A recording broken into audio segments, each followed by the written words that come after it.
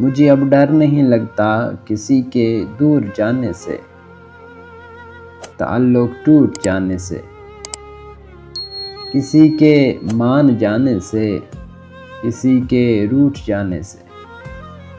मुझे अब डर नहीं लगता किसी को आजमाने से, किसी के आजमाने से, किसी को याद रखने से, किसी को भूल जाने से।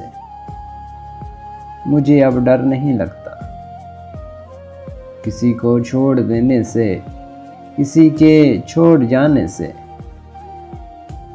किसी को छोड़ देने से, किसी के छोड़ जाने से। न शम्मा को जलाने से, न शम्मा को बुझाने से। मुझे अब डर नहीं लगता।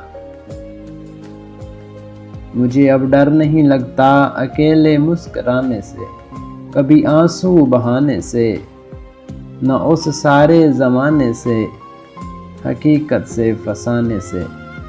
मुझे अब डर नहीं लगता। मुझे अब डर नहीं लगता किसी की नारसाई से, किसी की पारसाई से,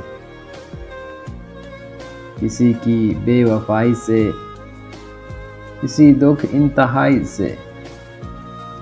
मुझे अब डर नहीं लगता ना तो उस पार रहने से, ना तो इस पार रहने से, न अपनी जिंदगानी से, न एक दिन मौत आने से।